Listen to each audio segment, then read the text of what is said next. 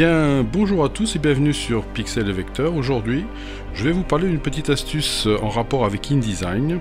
Voilà, lorsque je fais des maquettes, j'aime bien avoir à ma disposition un bloc image, voire 2 ou voire 3, ça dépend un petit peu du nombre d'images que je vais mettre, qui soit toujours à ma disposition quand je travaille sur des pages. Et donc pour ça, le plus simple, c'est de venir sur votre gabarit. Si je double-clique sur mon gabarit A, je peux rajouter comme ça un bloc image, par exemple ici, que je vais d'ailleurs ajuster. Voilà, je vais lui demander un redimensionnement automatique.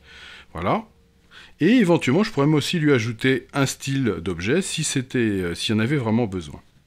Voilà, je peux même en créer un deuxième en dessous, voilà, pour en avoir plusieurs à ma disposition. Voilà. Et quand je viendrai dans mes pages, eh bien, par exemple, la page 14-15, j'aurai à ma disposition des blocs. Et puis, je ne trouve pas mes blocs, d'ailleurs. Comment ça se fait? En fait, je les ai bien créés et je les trouve pas. Et c'est là, véritablement, l'astuce. C'est que si vous voulez utiliser des blocs et que ces blocs soient visibles dans vos pages, il faut que quand vous êtes dans le gabarit, vos blocs, vous les fassiez chevaucher légèrement le document. Très important.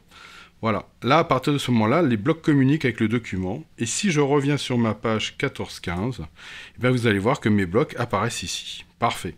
Ce qui veut donc dire que si maintenant je veux utiliser ces blocs pour travailler sur ma maquette, je pourrais les déverrouiller, ce qu'on appelle libérer, avec commande majuscule ou contrôle majuscule pour les PC. Je double-clique sur le bloc et je peux l'emmener ici. Et voilà, par exemple, venir l'installer ici. Voilà, et puis éventuellement, si je veux, je peux faire Alt pour le dupliquer, en mettre un autre ici. Voilà. Le gros intérêt, c'est que si maintenant je passe sur la page 12-13, j'ai toujours aussi mes deux blocs à ma disposition. Et je peux comme ça en prendre. Et lorsque j'aurai fini ma mise en page, je pourrai retourner dans mon gabarit et venir nettoyer mes blocs. Voilà. Et comme ça, hop, je les aurai utilisés sur certaines pages. Et sur d'autres, il n'y en aura plus, donc j'aurais fait mon ménage avant l'impression.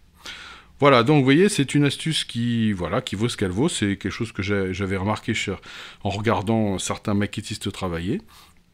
Mais donc vraiment pensez bien à ce que les blocs fassent bien une communication avec la page, c'est-à-dire qu'ils soient donc bien à cheval, sinon vous ne les verrez pas apparaître lorsque vous êtes dans vos pages.